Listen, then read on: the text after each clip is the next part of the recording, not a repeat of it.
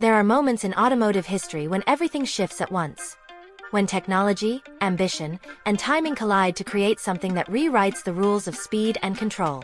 It is not always about raw power. Sometimes it is about understanding how to make less do more, how to translate racing obsession into road legal form.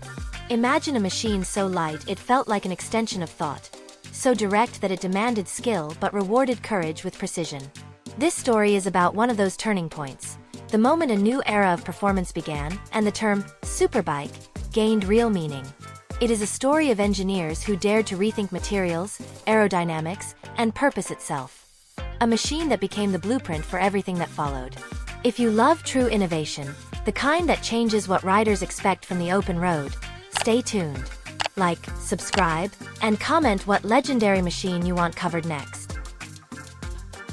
In 1985, the Suzuki GSX-R750 arrived like a spark in dry grass. A motorcycle that did not just evolve performance but detonated it into a new form of precision. Before that year, the sport bike world lived in a balance between power and weight that had remained mostly stable for decades. Big engines meant heavy frames, thick steel tubes, and compromises in handling that riders simply accepted as the cost of speed.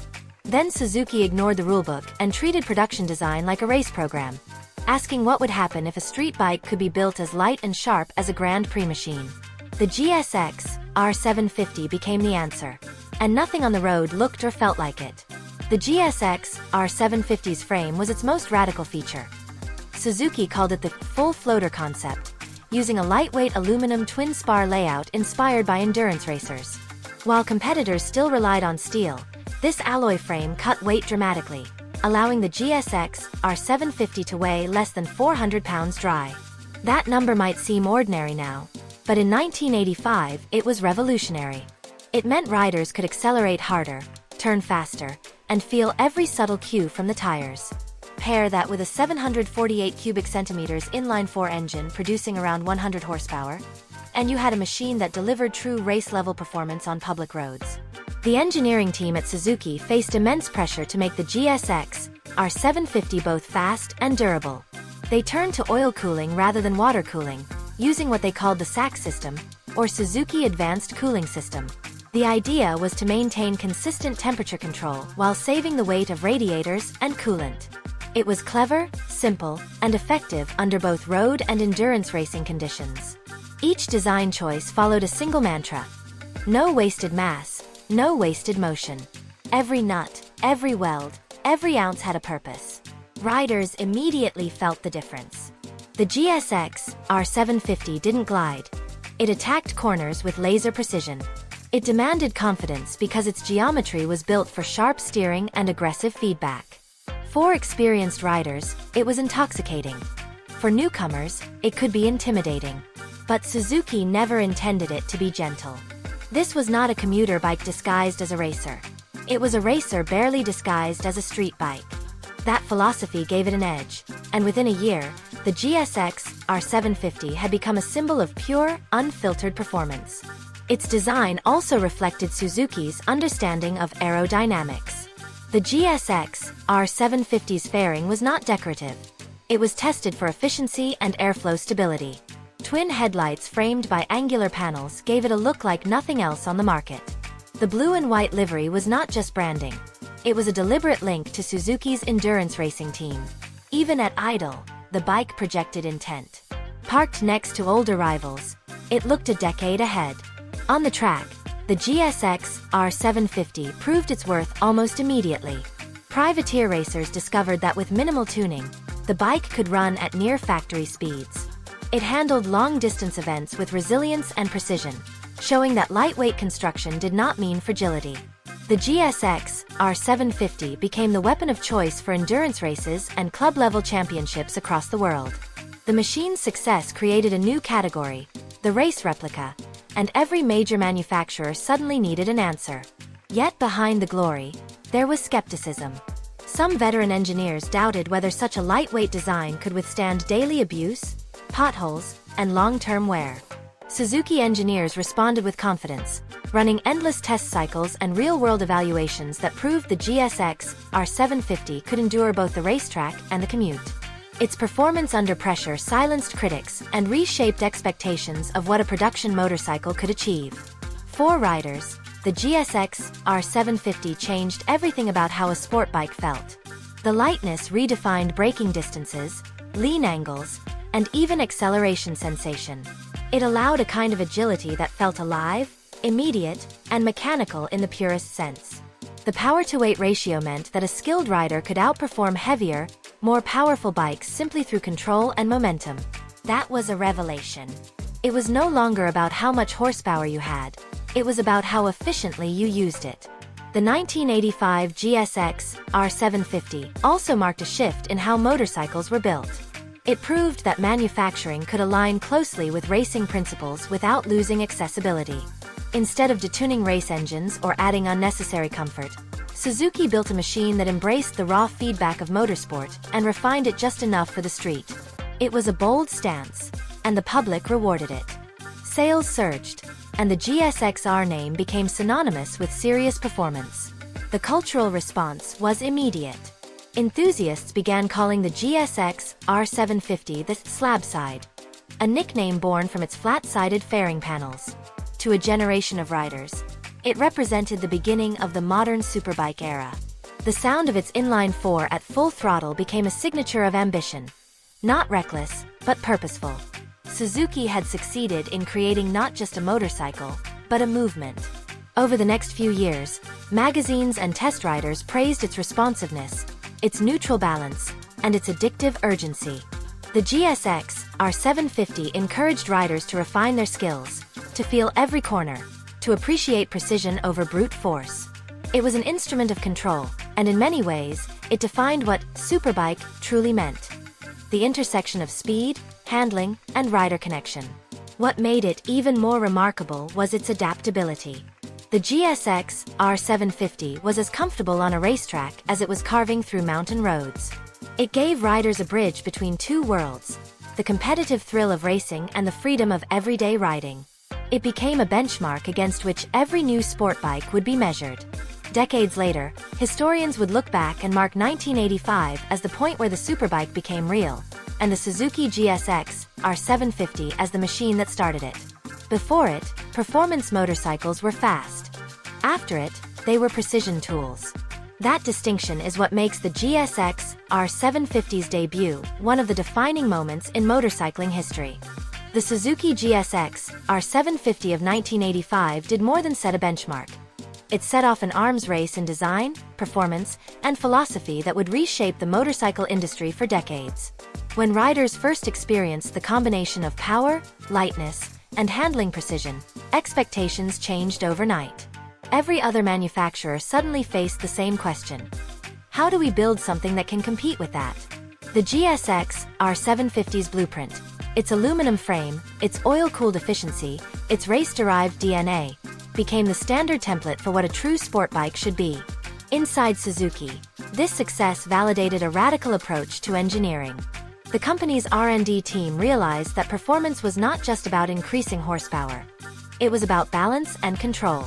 The GSX-R750 taught them that shaving a few pounds of weight could deliver more real-world speed than chasing another 10 horsepower. That mindset influenced not just Suzuki's future models but the entire industry. Within a few years, rival companies began developing their own lightweight alloy frames and advanced cooling systems. The GSX-R750 had forced an evolution that no one could ignore. The endurance racing world felt the shockwave too. Teams that had relied on heavy, powerful machines saw the GSX-R750's results and began rethinking their setups. Lightweight construction meant lower fatigue on tires, brakes, and riders. Over a 24-hour race, that efficiency turned into measurable victories. The 1985 GSX-R750 proved that reducing stress on mechanical components could produce greater reliability under extreme load. This was not just faster. It was smarter. In terms of rider experience, the GSX-R750 redefined what control meant. It communicated through its chassis with clarity that few machines could match. The steering felt almost telepathic. Every lean angle was predictable, every correction immediate. It made skilled riders better and exposed weak technique in others. That honesty, sometimes brutal, always precise, became part of its legend. It was not a forgiving motorcycle, but for those who understood it, it was a revelation. The GSX-R750's impact extended to styling as well. Its slab-sided fairings, twin headlights, and compact tail section gave it a visual aggression that mirrored its mechanical purpose. Nothing was ornamental. Every curve served airflow or stability. Its blue and white livery became iconic, a badge of speed that could be recognized from a distance. The design language it established, angular, purposeful, aerodynamic, would influence sport bike aesthetics for years. Even today, traces of that original form remain visible in modern machines. Yet, for all its technical mastery, the GSX-R750's influence was emotional as well. It gave riders a feeling of connection and accomplishment that transcended numbers. Owning one was not about commuting or convenience. It was about participating in a new era of performance. Riders spoke of the sense of unity between human and machine, of feeling every vibration and response as if the bike were alive. That human-centered intensity is something manufacturers still chase. As competitors scrambled to respond, the market saw an explosion of innovation. Every major brand developed lightweight frames, improved engine cooling, and track-focused ergonomics. The GSX-R750 had started a cycle of continuous improvement that made motorcycles faster, safer, and more capable each year. The difference was that Suzuki had gotten there first, setting the tone and pace for an entire generation of performance design. The GSX-R750's racing success gave Suzuki credibility across all classes. It became the foundation upon which other models were built, from larger displacement superbikes to smaller, more accessible sport machines. The lessons learned from its chassis design and cooling systems filtered through the lineup, proving that innovation at the top could elevate an entire brand. The motorcycle was not just a product. It was a statement about what Suzuki could achieve when it combined boldness with engineering precision. For riders on the street, the GSX-R750 represented attainable excellence. It was not an exotic prototype limited to factory racers. It was something you could actually buy and ride. That accessibility changed the relationship between manufacturers and enthusiasts. Riders no longer had to imagine what a race bike felt like. They could experience it themselves, legally and safely, on public roads. That democratization of performance made motorcycling more exciting and personal than ever before. The technological ripple effect continued through the late 1980s and early 1990s. Manufacturers improved suspension components, tire technology, and braking systems to keep up with what the GSX-R750 had introduced. Track day culture expanded as riders sought places to fully experience the limits of these new machines. Motorcycle magazines devoted entire issues to comparing the latest race replicas, and nearly every comparison included the GSX-R750 as the benchmark. There was also a cultural shift. The GSX-R750 gave birth to a new kind of rider identity, one rooted in technical appreciation rather than pure rebellion. It attracted enthusiasts who valued finesse and engineering over noise and bravado. To own a GSX-R750 was to understand balance, to appreciate the invisible dialogue between torque, traction, and geometry. The superbike became not just a symbol of speed, but of mastery. As the 1980s rolled into the 1990s, Suzuki continued refining the GSX-R750, but the original 1985 version retained a special aura. Collectors and purists still regard it as the purest expression of the concept. A machine born without compromise, built for purpose rather than marketing. Its simplicity is what made it timeless. No electronics, no rider aids, just a direct link between throttle and tarmac. That purity still resonates with those who believe that performance should be earned, not automated. What made the 1985 GSX-R750 particularly remarkable was how it balanced opposing demands. It was light but strong, fast but stable, aggressive yet predictable. Each of those qualities required trade-offs, and Suzuki found equilibrium through relentless testing and refinement. That philosophy, of chasing perfection through balance, became central to the brand's engineering culture. The motorcycle industry's evolution owes much to that single breakthrough. Without the GSX-R750, the timeline of superbike development would likely look very different. The acceleration of technology, the emphasis on lightweight materials, And even the modern obsession with track performance as a marketing tool all trace back to the decision Suzuki made in 1985.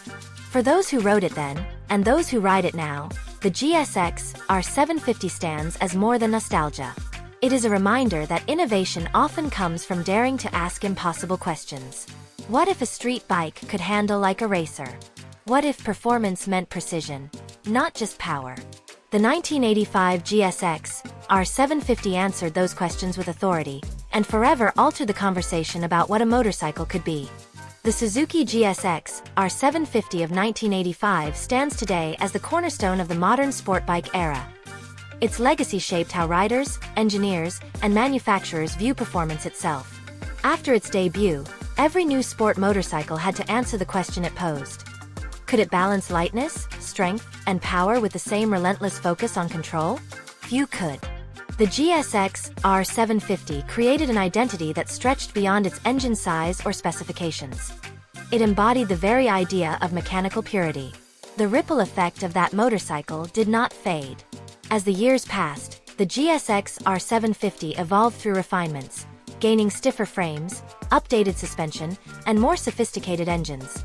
Yet the DNA of the 1985 original always remained visible. Each new generation honored that first design's mission. Build for balance, not just numbers. Even as electronic systems and digital assists began dominating motorcycle design, the core lessons from 1985 remained intact. Lightweight construction, aerodynamic discipline, and feedback-driven geometry still define performance machines today. The GSX-R750's success also reshaped how riders connected with the concept of racing. Before it, the racetrack felt distant. Afterward, it felt accessible. Riders could look at their own motorcycles and see the same silhouette, the same engineering philosophy, that powered championship-winning machines. That psychological bridge made racing relatable and inspired countless enthusiasts to attend track schools, join amateur series, and experience competitive riding for themselves. The GSX-R750 democratized the thrill of precision performance. From an industrial perspective, the GSX-R750 taught the world that risk pays off when it is anchored by clarity of purpose. Suzuki had bet its reputation on a lighter, more focused design at a time when others were chasing displacement and power. That gamble changed its trajectory, cementing its reputation as a true innovator in motorcycle engineering. It also influenced how companies approached product development in other segments. Lightweight materials, structural efficiency, and aerodynamic thinking migrated into touring bikes, adventure bikes, and even scooters. Innovation spread because of the example set in 1985. The GSX-R750 also holds a special place in rider culture. It became an emblem of dedication, a motorcycle that rewarded skill rather than simply delivering speed. For many owners, it was a personal challenge. Could they ride it to its potential? That relationship forged respect. The GSX-R750 was not about effortless performance. It was about harmony between human and machine. It demanded attention, patience, and learning. Riders grew better because the motorcycle asked them to. In motorcycling communities, stories of the first GSX-R750 still circulate like folklore. Mechanics remember its simplicity and strength. Racers recall its stability and feedback under pressure. Even those who never rode one recognize its silhouette as a turning point in design history. Museums and collectors preserve original examples not just as nostalgic artifacts but as engineering landmarks. The GSX-R750 represents the moment when racing technology and road riding finally merged seamlessly. Culturally, it shifted the image of motorcycling itself. Where previous generations had divided bikes into either raw racers or everyday commuters, the GSX-R750 blurred that line. It showed that one machine could embody both aggression and sophistication. It appealed to riders who valued performance but also appreciated refinement and discipline. That duality helped expand the audience for sport bikes beyond traditional enthusiasts, making the segment aspirational to a wider range of people. Technically, the GSX-R750's lightweight philosophy remains as relevant today as it was then.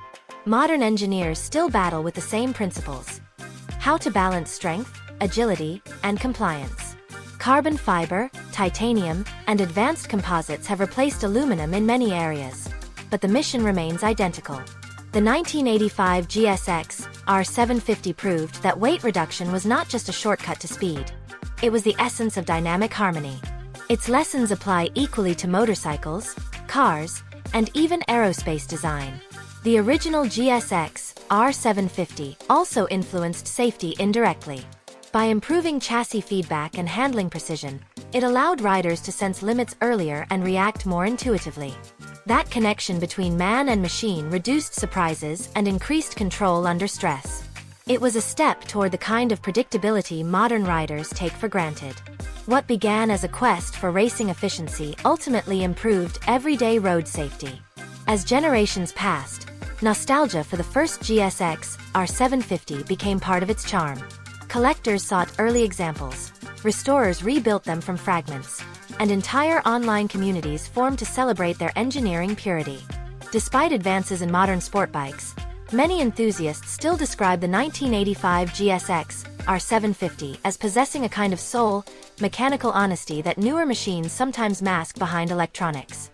That emotional bond explains why it continues to inspire loyalty nearly 4 decades later. In racing circles, the GSX-R750's legend never faded. Its influence continued in endurance events and production-based championships worldwide.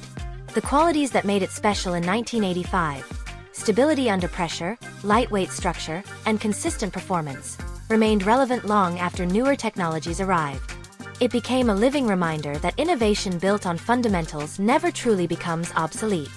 Ultimately, the GSX-R750's 1985 debut represents more than just a chapter in motorcycle history. It marks the beginning of modern performance philosophy. Every supersport motorcycle since carries some trace of its logic. Its spirit is embedded in how designers talk about rigidity, responsiveness, and aerodynamic purity. It became the language of speed itself. For riders and engineers alike, the 1985 Suzuki GSX-R750 continues to stand as proof that the best machines are those created with singular vision. It was not designed by committee or driven by marketing trends. It was born from racers and engineers who believed that form should follow function completely. That belief gave it a timeless edge, ensuring its place as one of the most influential motorcycles ever built. When looking back at the Suzuki GSX-R750 of 1985, it becomes clear why it remains one of the most transformative motorcycles ever produced. It arrived in a decade obsessed with horsepower and style, yet it succeeded by focusing on lightness, balance, and clarity of purpose. It was the moment when the superbike truly became a category of its own. The GSX-R750 forced both riders and engineers to rethink what performance meant, proving that control and feedback could deliver as much excitement as raw output. In that sense, it changed not just motorcycles, but mindsets. The GSX-R750's legacy lives on in every corner of modern motorcycling. Every lightweight frame, every race-inspired fairing, every street-legal machine built with track DNA owes a piece of its existence to what Suzuki created in 1985. Its influence goes beyond engineering. It reshaped how enthusiasts view progress. True innovation is not about adding complexity but refining the essentials until they reach harmony. The GSX-R750 achieved that harmony through simplicity executed perfectly. For those who experienced it firsthand, the memory of that machine is as vivid as ever. The sound of its oil-cooled engine, the feel of its precise steering, the immediacy of its throttle response. All of it remains etched in the imagination of riders who understood that they were witnessing a revolution. Even today, when performance motorcycles boast electronics, advanced materials, and computer-assisted tuning, the spirit of the 1985 GSX-R750 endures. It reminds the world that great machines are defined not by gadgets, but by the connection they forge between rider and road. More than a technical success, the GSX-R750 became an emotional one. It symbolized freedom refined by focus, excitement disciplined by engineering. It was the first superbike that allowed everyday riders to experience a taste of professional racing without compromise. That democratization of performance changed the relationship between manufacturers and their audiences forever. Riders were no longer spectators of innovation. They were participants. The influence of the 1985 Suzuki GSX-R750 extends into every modern motorcycle that values agility, lightness, and responsiveness. Its DNA shaped an entire generation of sport bikes and inspired countless careers in design, racing, and engineering. It remains a reference point for what happens when courage meets precision. Few machines in history can claim to have changed everything that followed. The GSX-R750 can, and did. The story of the 1985 Suzuki GSX-R750 is not just about technology or competition. It is about vision. It is about the belief that progress demands risk, that perfection is achieved through subtraction, and that true performance is as much about feel as it is about speed. That is why, nearly 40 years later, the GSX-R750 is remembered not as a relic, but as a revelation. A moment when Suzuki showed the world what happens when engineering ambition meets purpose. And that is a story worth remembering, every time the engine starts and the road opens ahead.